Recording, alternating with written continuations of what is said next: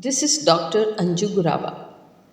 I'm reading out this one of the very significant material for students of Age of Iron, those who are studying Age of Iron, written by J M Coetzee. Listen this audio carefully and repeat it again and again. Share among your friends, like it, and write me positive comments. If there is anything wrong you find, please write me that also. This audio, specially, is an inspiration given to one of my wonderful listener, my friend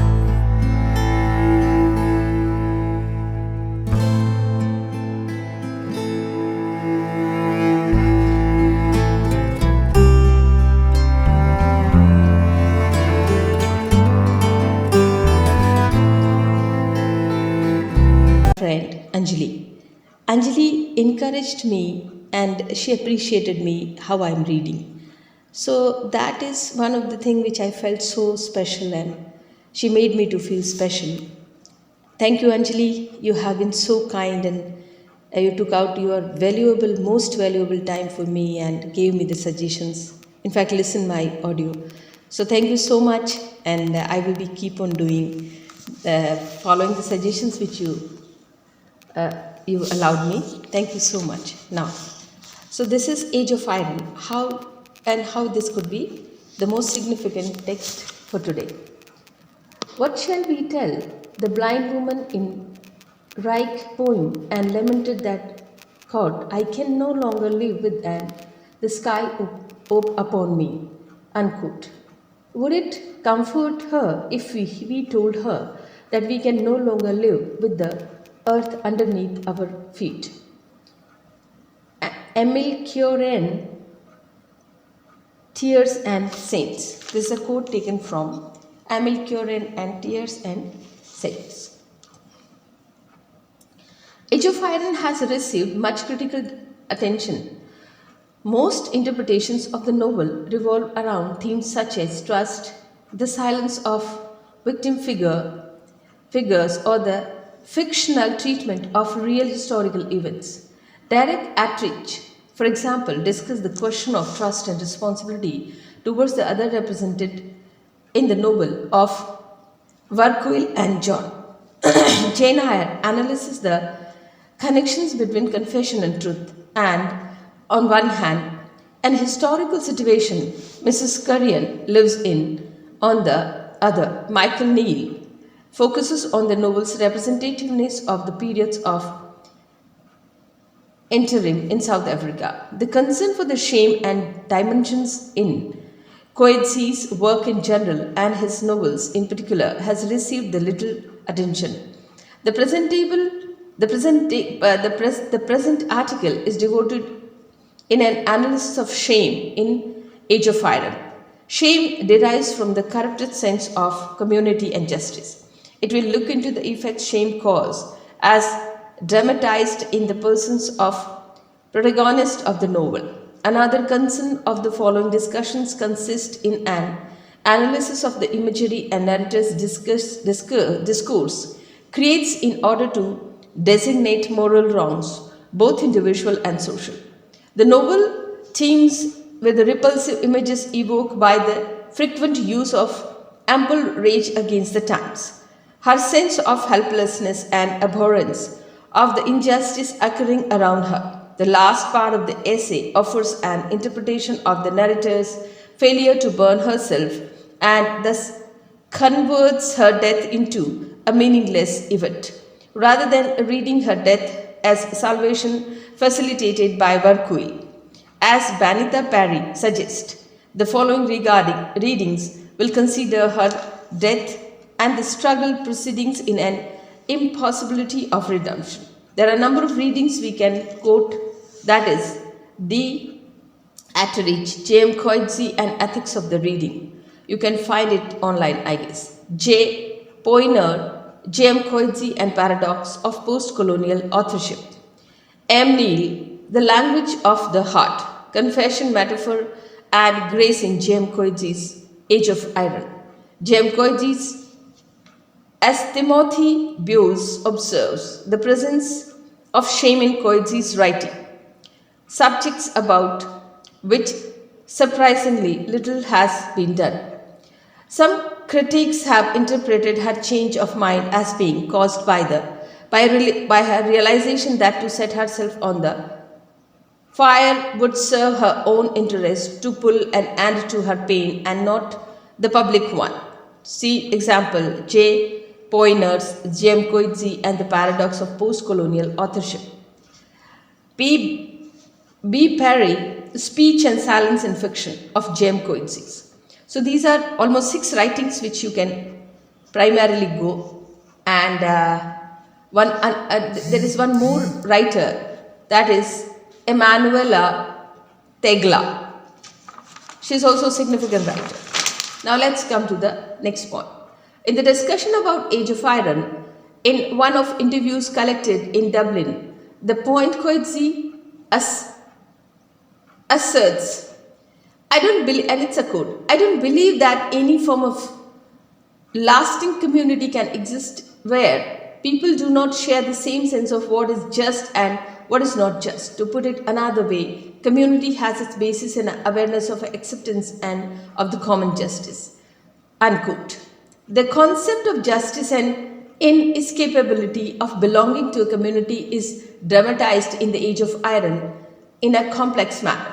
Like other novels by Coetzee, Age of Iron is an intensely unsettling narrative for the reader. The disturbing dimension of the novel is generated not only by the narrative content, the physical and emotional pain of the dying mother, the vicious effects of the shame, the horrid events in Guguletu, and so on, but also to considerable events by the language used. The first part of the essay will be devoted to be carefully analyze the narrative's discourse with regard to moral wrongs. The discussion will initiated by the short sufferance of cancer as metaphor of social wrong, which is closely intervened with the tropes of the narrative used in her depictions of the society she lives in. Cancer can be described profound metaphorical meaning on a double level, social and individual. On the social level, cancer can be regarded as a metaphor of a degraded society. Discussing popular views of illness, Sontag points out that, and I quote, it's exactly not a quote, but just, I guess, the sense is being given.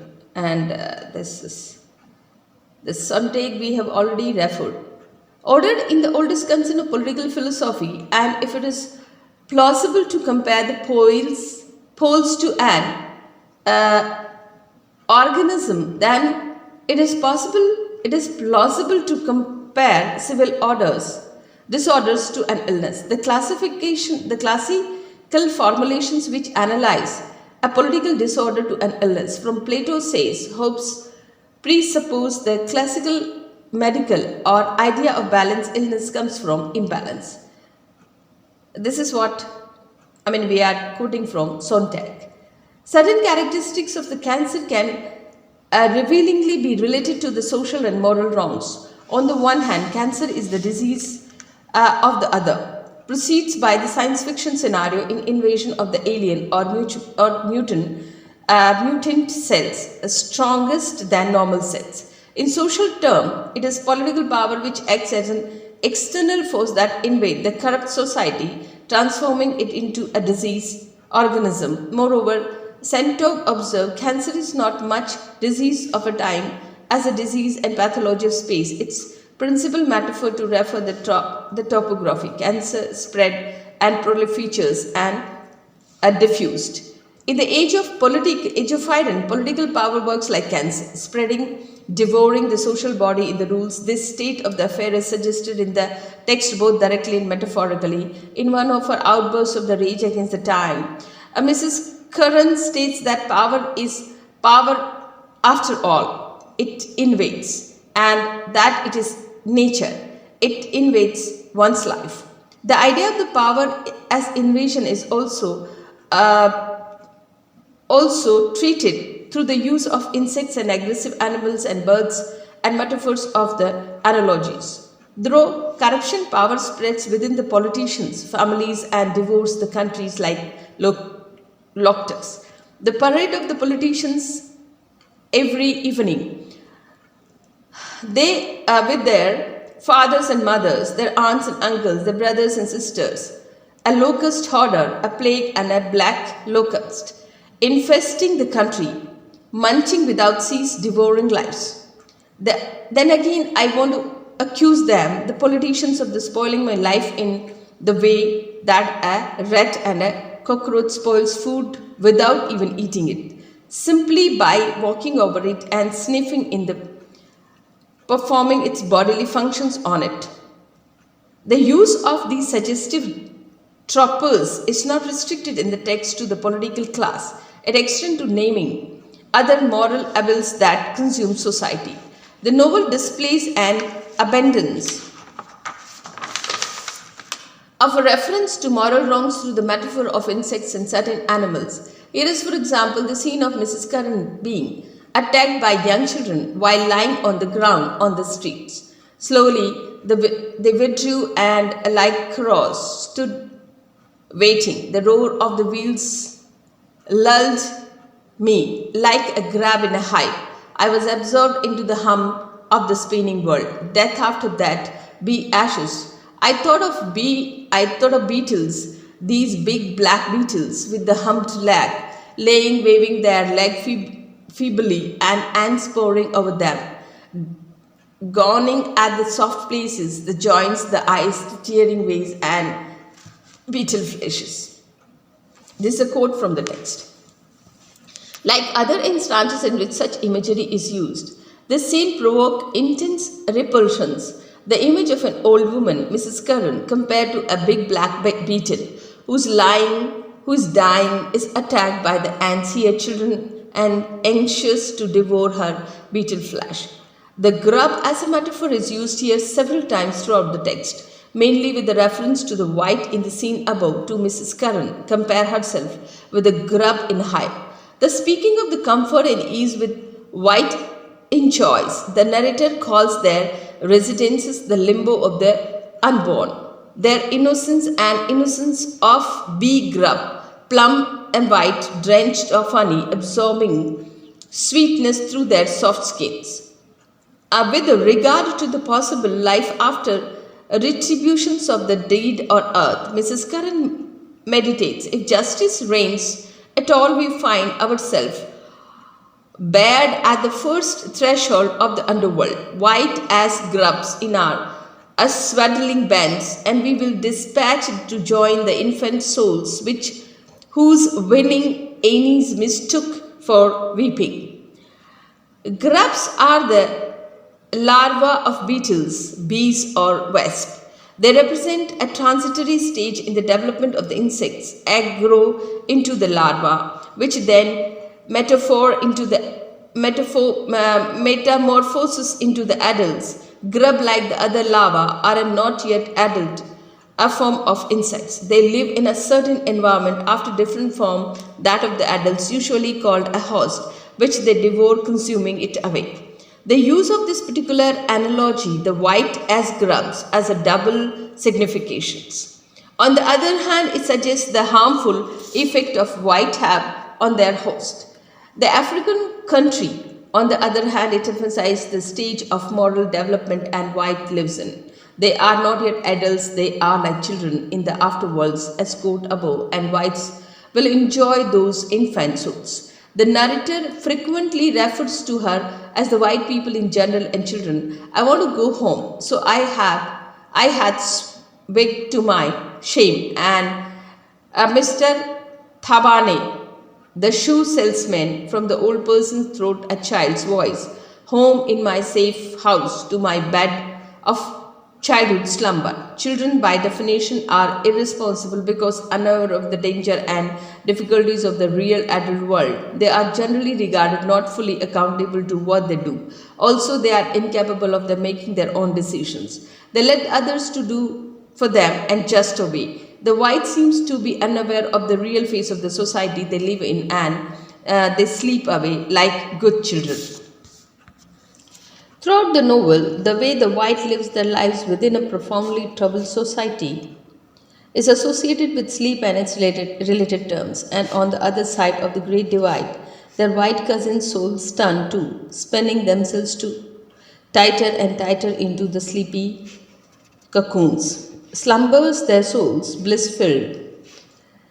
Or marriage is fate. What we marry, we become.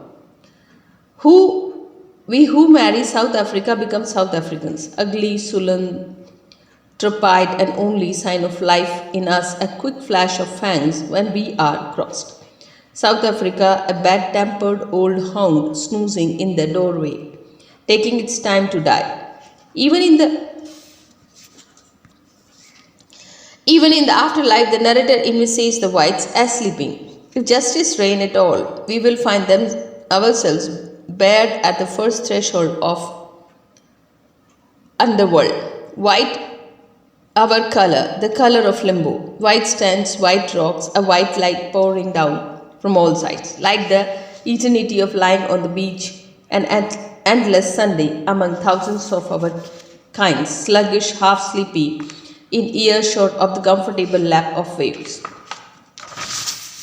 Sleep is the metaphor of passivity, of inaction, and also surrender to individual comfort. Indeed, one defining characteristics of sleep is self-absorption, or Eric Forum puts it, sleep and waking life are the two poles of human existence. Waking life is taken up with the function of action, sleep is frees from it. Sleep is taken up with the function of self-experience. This is precisely how politicians seek to render the white population passive, self-absorbed, and acquiescent. And their message stupidly unchanging, stupidly forever the same. To stupefy, to deprive of feeling, to bentham, deaden, to stun with amazement. Stupor, insensibility, apathy, torpor of the mind, stupid, dullen in the faculties, indifferent, destitutes of thoughts or feeling. From stupor to be stunned, astounded. A state of stupor is equivalent with doing nothing. That is the danger in the effect that politicians' discourse have on people. The white passivity has a double effect. It's dull their own feelings, thus allowing them to continue living. Yet on the other hand, it allows injustice to occur. Here is how she described the whites. The whites are depicted here as a crowd of passive, obedient creatures, a perception emphasized both by the use of sleep in reference to them and by the insistence between brackets on the adequacy of the term herd to suggest their attitude. Much more than flock, the word herd is commonly used in psychology in the expression herd behavior to refer to a large group of people who behave in the same way. As they imitate other members of the group and those with the higher status, here the whites assert in unison their ruling preoccupations, the bourgeois individualism and of I, emphatically repeated 3 times by the narrator, which keep them self-absorbed. The herd is commonly used in psychology in the expression herd behavior to refer to a large group of people who behave in the same way as they imitate other members of the group and those with the higher status. Here, the white asserts in unison with a ruling preoccupation, the bourgeois individualism of I, emphatically repeat 3 times by the narrator, which keeps them self-absorbed. The inflection of the voices uttering this pronoun may be different 1,000, but each contributes to the formation of the same bleating call. Each of the white in this separate unity is a part of herd, making up society. The ruling class is compared in this quotation with the wild boar, animal generally known as means dangerous, aggressive. They are grunting, a sound boar usually make at the beginning of the fight. The boar are depicted as a cruising among sheep. The white punishing them aids gesture which in animal world implies that the boars can overpower those they are contact with and no violent fight will follow. In a distorted way, the boars and the sheep form therefore one single grouping. The ruling class is compared in this quotation with wild boars, animal generally known as means dangerous and aggressive. Miss Kurian has lived a life of repressed rage. I want to age against the man who have created these times, and of the shame for belonging to the cruel, immoral side of the great divide. Also, her life was spent in general atmosphere of violence and unjust practices. French Fanon identifies in Algeria a pathology of atmosphere which can be encountered in any violent society. Quite apart from the pathology of the future, there flourished in Algeria a pathology of atmosphere. Today we know very well that it is not necessary to be wounded by a bullet in order to suffer from the fact of war in body as well as in mind. The accumulated effects of the shame, with its combination of rage against others and self-aversion, together with the living in pathological atmosphere, is what account of Mrs. Kurian's terminal illness. She explicitly referred to her cancer as the consequence of the life of shame she has lived. She tells John, "You know, I'm sick. Do you know what is wrong with me? I have cancer from the accumulation of the shame I have endured in my life." This is how cancer comes about. From self-loathing, the body turns malignant and begins to eat away itself. Shame is one of the moral emotion with which Coetzee is concerned in this novel. In Waiting for the Barbarians, for example, Coetzee dominates in the persons of the magistrate. The inner format to a man of conscience suffer with the guilt and remorse. In Age of Iron, the prevalent moral emotion Coetzee brings into discussion through Mrs. Kurian confession of her past and through her present experience is that of shame. Shame has been the key moral concept of the history of humanity from ancient Greece to the present day. The emphasis on the attitude towards the perception of the shame and what may cause redeem shame have of course varied in contemporary times. Shame has undergone some interesting changes as regard its place in our sense of morality, but also its defining characteristics. There are roughly two types of shame. On the one hand, there is a simple concrete shame generated by being caught in a shameful act. To this category belongs to the shame one feels when caught eavesdropping, or in a Sartre's famous example of the shame one feels when one's naked body is seen by another to expose or to gaze of many others. But there is another type of shame, more complex and whose work on the human psyche is much more subtle, more insidious. It is the shame one feels by association without any direct action on one's part, and this is the moral emotion dramatized in Age of Iron, which will be discussed below. Eve Kosovsky Sidgwick observed that one of the strongest features of shame, but perhaps also one that offers the most concernful leverage for the political project, is the way bad treatment of someone else and bad treatment by someone else. Someone else's embarrassment, stigma, debility, bad smell, or strange behavior, seemingly having nothing to do with me, can so readily flood me, assuming I am a shame-prone person with this sensation whose very suffusiveness seems to delineate my. In a study From Guilt to Shame, Ruth Lace provides an insightful historical account of the concept of shame in the 20th century. Lace points out that shame is now prominent moral concept, and this is relatively a recent phenomenon. Although it appears in various discourses such as philosophy and literature, shame was not generally given much emphasis until in 1960s. It was barely differentiated from guilt, appearing instead as a mirror variant of the latter. Apart from this shift of emphasis from guilt to shame, another recent change has occurred with regard to the type of emotion shame is taken to be. If before the 1950s, shame was generally considered a negative, destructive emotion, now Lace observed there is a strong tendency to perceive shame as rather positive emotion. Lace provides two reasons for this profound revolution of shame in contemporary times. On the one hand, Shame is now considered more productive than guilt because it is thought that whereas the actual or phantasmatic act that produced guilty feeling are in the principle in irreversible or at least inexpugnable feeling of the shame concern aspect of selfhood that are imagined to be amendable to correction or change. Secondly, the many theories find shame a better effect than guilt to work with.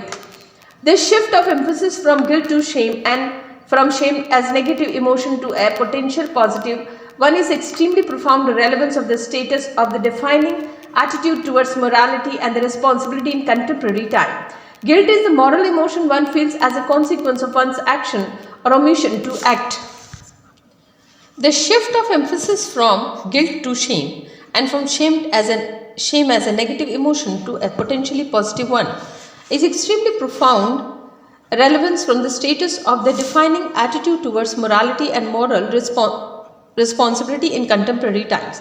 Guilt is the moral emotion one feels as a consequence of one's action or omission to act and requires punishment for those specific actions.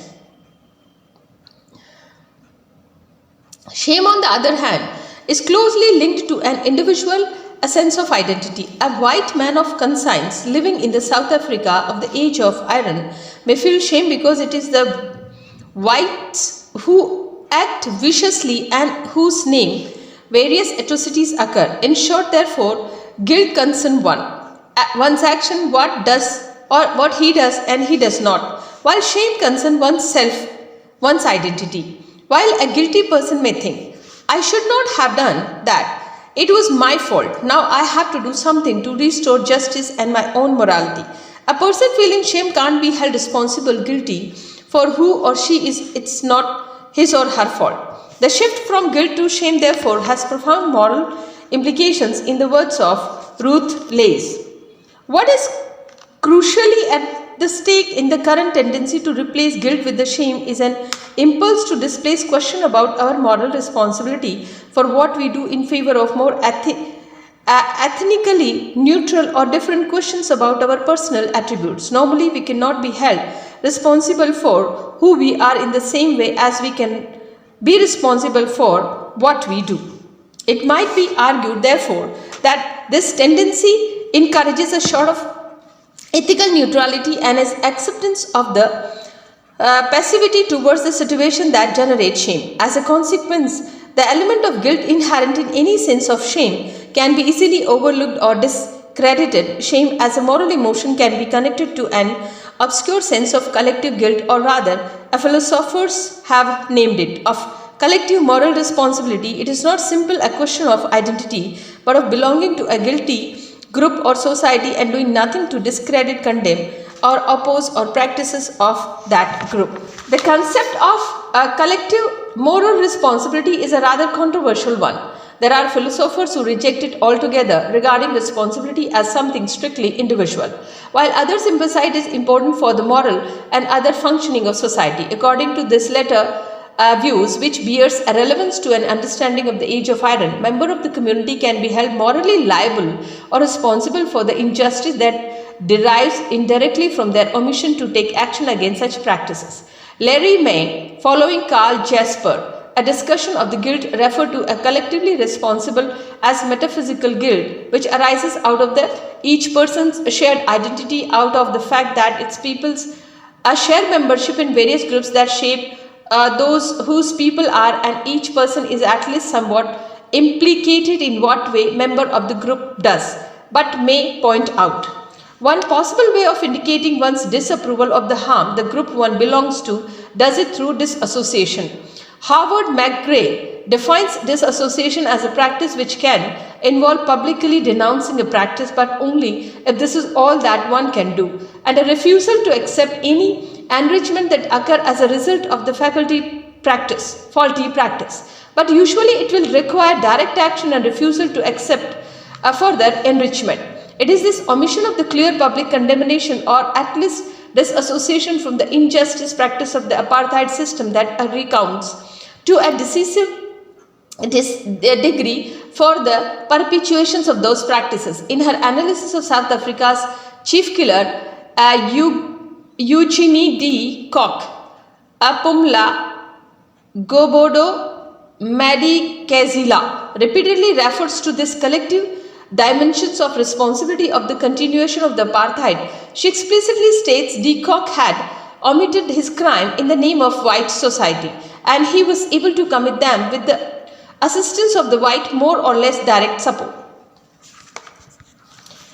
It might be argued that shame is intrinsically linked with that sense of guilt. Be it collective. By removing guilt from a moral focus, contemporary moral thinkers and practices can indeed achieve a drastic dimension of the concept of moral responsibility, since, as Taylor points out, responsibility like punishment is essentially linked with the guilt and not with shame. Therefore, the contemporary interpretation of the shame dismisses its contempt of guilt altogether.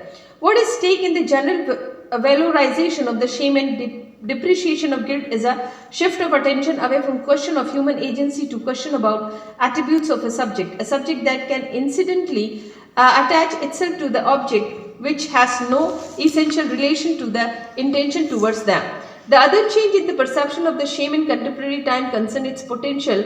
If previously shame was regarded as a negative emotion, now it is largely seen as a positive one. Positive because, as pointed out above, it has potential for correction or change, but also because it implies that the person feeling it has certain moral values in the name of which he or she feels shame. As Gabriel Taylor puts it, a sense of value is necessary for self-respect and so for shame. And whatever else may be wrong about the person feeling shame, he will at least have retained a sense of value. It is with interdependence between shame and sense of value that has permitted Miss Kurian to live her life. She has accepted her shame as a gesture of defense of her value.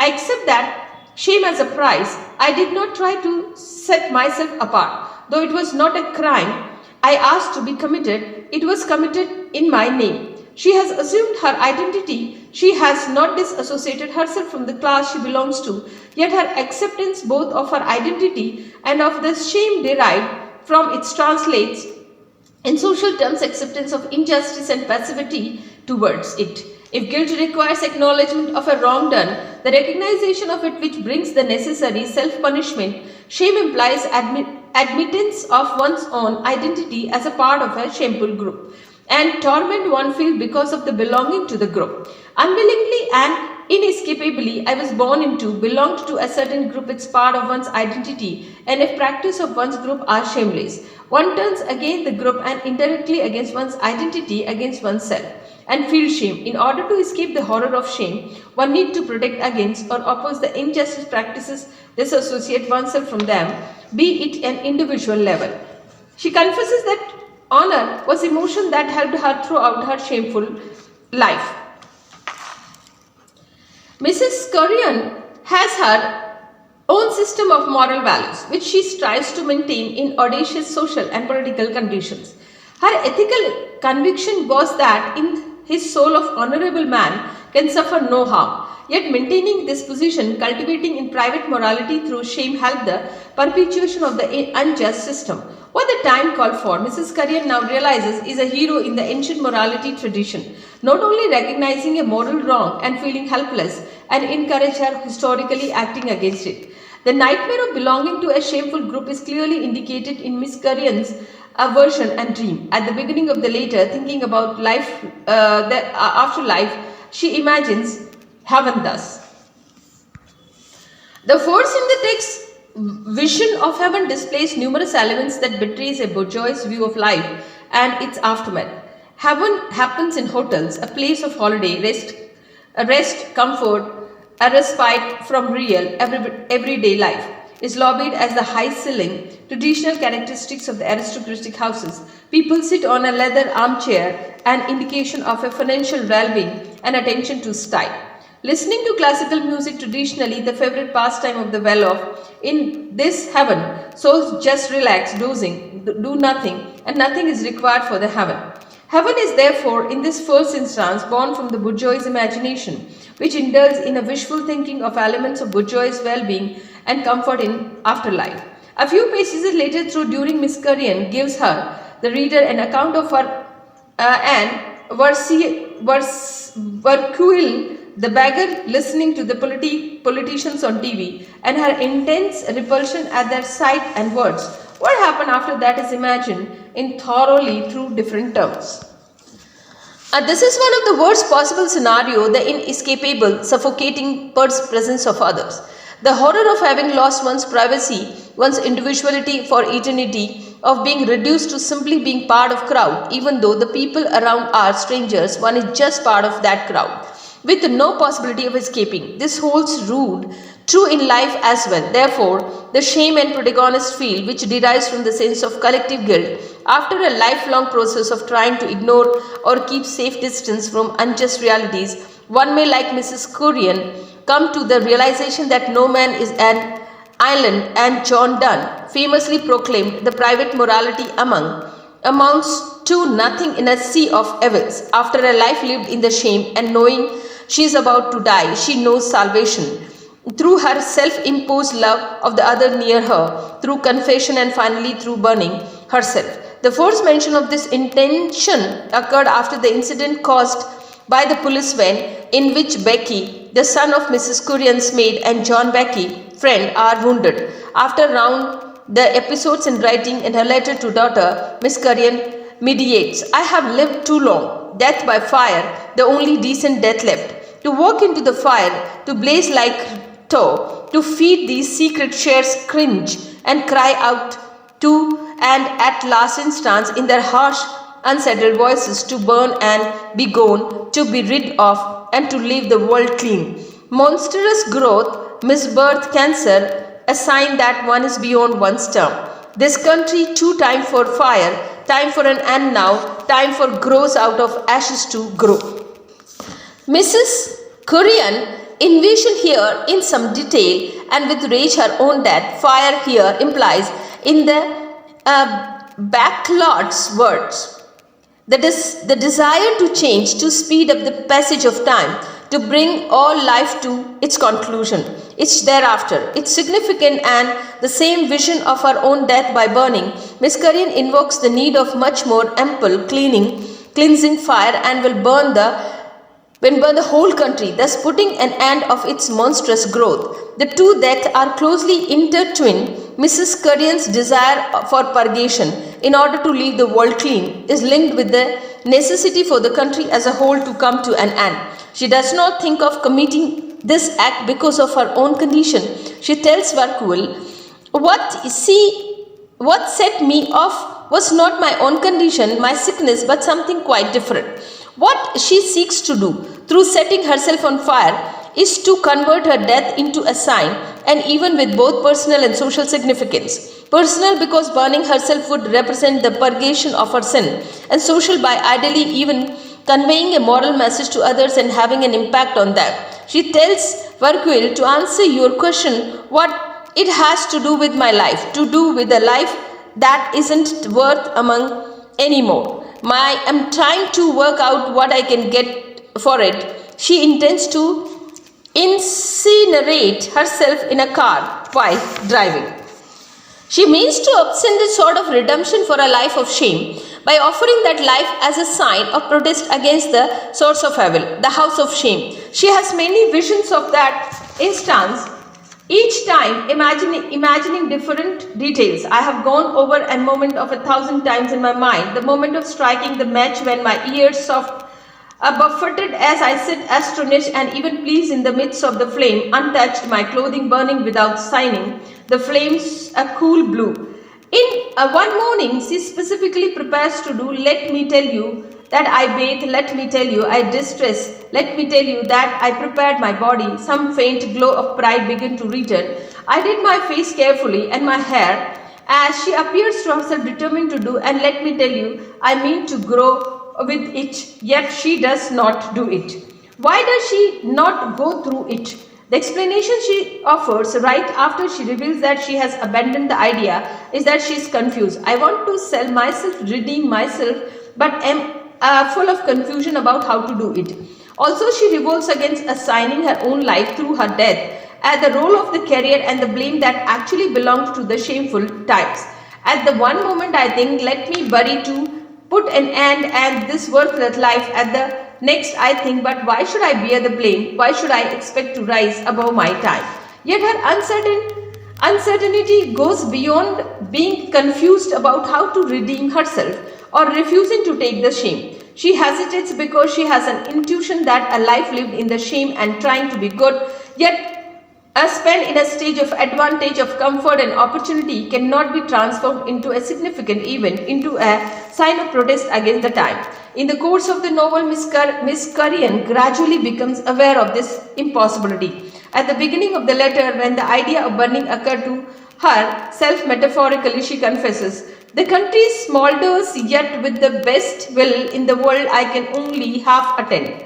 My true intention is all in inward upon the thing, the word for nothing, and sighting through my body, and ignominious occupation, and in time like these ridiculous too, as bankers with his clothes on fire, and joke while burning beggar is Yet I cannot help myself. Look at me. I want to cry to Florence, and I too am burning." A banker on the fire is ridiculous, a joke, because this gesture would border pretentious hypocrisy. As neither victim nor executioner, but spectator living as a comfortable life, is death by the fire escape meaning, whereas in the case of beggar, death by fire would be culmination of a life of suffering. The intuition Mrs. Curran has with the death by fire could be meaningless from this point of view, not as regard as impact, but dramatized through her relationship with Florence. Florence is her black maid and has worked for Mrs. Curran for 10 years. She keeps the house clean, washes, iron, in short, does Mrs. Curran's job. Having done my work, Florence turned to her own. And this is on page 36. Florence's husband worked in a chicken abattoir doing a rather unpleasant job, binding the legs of a chicken, passing them on to be killed. Like most blacks, they have a hard life, working for the comfort of whites, Mrs. Curran observed. Mrs. Curran has now actively opposed the apartheid, has not disassociated from these practices, on the contrary, has profited for them. She has had a black woman doing her work. She eats the chicken killed by the black worker and so on. She may be regarded therefore as an accomplice to the system, one of many that tacitly sustain its existence. The idea of complicity is likely suggested in the protagonist's interpretation of an old memory. Looking at the photograph taken in 1918 when she was 2, Mrs. Curran noticed that my brow is furrowed and my eyes are fixed intensely on the camera. Am I really squinting into the sun, or like the savage of the Borneo, I do have a shadow sense, and this camera will rob me my soul. The camera may rob of her soul by making her accomplish in the way the photo is taken. What is captured and what does not require significant moral relevance to the viewer. It disclosed by hiding the prevalent injustice. Miss Curran offers a description of the photo and also what lies beyond the photograph's representation. Beginning to see, she seeks redemption, yet she knows she is denied the meaningfulness of a tragic death. This realization comes when she tries to see herself through the Florence eyes. After the events in the Guguletu and Becky's death, Florence becomes an insistent point of reference in Mrs. Curran's efforts of self-examination and moral understanding. Florence functions as a mirror for Mrs. Curran's, fulfill the role of judge and one who through her own life denies Mrs. Curran's meaningful death. She is a mother, like Mrs. Curran. She works hard for her family, which consists of 3 children and a husband. She is very proud of her courage, her son shows, and a part of the teenager group which protests against the apartheid system. And her son Becky is killed. He had not been fortunate enough to be born white. Mrs. Curran writes to a certain point of her daughter, "How fortunate you are to have put off all behind you," when considering setting herself on a fire is a sign of protest in an attempt to dissolve her life. Mrs. Curran related herself to the Florence. She sees herself through Florence's eyes, and thus her death by fire appears ridiculous. A joke like a banker on fire, imagining herself burning and Florence witnessing it, Mrs. Currien's wonder. Mrs. Currien perceives the quality of falseness that her incarnation might have in other people's eyes, especially in Florence. That is why she calls her imagined protest death a spectacle or a show. An element theoretically remain inescapable attached to a death that escaped the meaning intent. In the same dream, Mrs. Currien sees herself in the middle of the avenue opposite the Parliament building, circled by the people doing my trick with fire, and by sitting herself on the fire, she would be, in the other eyes, ridiculous. The real heroine is Florence, the mother who is genuine victim and who acquires a Mrs. Currien's dream attributes of a goddess. When measured against the injustice the people that live near her suffers, Mrs. Currien's own struggle, I want to rage against this time, appear false and escape redemption.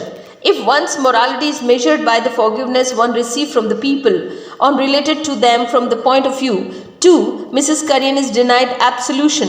Vercuil refuses to accept Mrs. Currien's gesture as morally significant, but the aim I give Vercuil are the hardest of what, and I give does not forgive me forgiving. No charity in him, no forgiveness charity.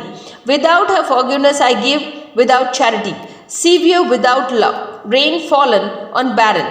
And Florence in Mrs. Currien's blank, she sees, she does not see. The injustice taking place there, it might be argued, are too potent, too deep rooted for the possibility of the redemption of a person whom until her death remains in the tragic limbo of the neither victim nor execution that denies her meaning. It is only the children whose bodies lie on the ground in the rain that can turn their death into significance, can be regarded as martyr. This is why Mr. Thabane says, yes, you might lie there so that everyone can see. Mrs. Currien could not claim such significance for her death in the fire. She will have, as she says, death without illumination. She lives in a sense of hell already, hell regarded as the Christian tradition as a place of no return and no possibility of relief from tomorrow. The view adopted in approaching Age of Iron here is consonant with the idea formulated by Timothy Bewes, namely that shame of being born European or in formerly imperialist country or of living in any form of privileged condition can be regarded as an event of writing, and that for Coetzee specifically shame is inseparable from the activity of literary production. Making reference to Marx, Bewes points out that shame is an event of inconsumability, the simultaneous impossibility of identifying and disidentifying with one's own country. The question of shame and identification are closely linked with the idea of implicitly and inescapable reality in South Africa. As Mark Sanders observed, apartheid is by nature occasion a questioning and thinking about implicitly itself. The concept of implicity can be understood from at least two perspectives. One hand, there is a complicity of the obedience or silence which follows injustice to occur. There are also complicity derives from the occasion with an other who perpetuates injustice and complicity of belonging to the wrong social group. Coetzee not only explores such complicities in his novels, the complicity the magistrate feels he shares with Joel and waiting for the barbarians, for example, or Mrs. Currien's realization that she is accomplished through the association and passive goodness. An Age of Iron, but there is one's very act of writing in an event of refusing complicity and silence.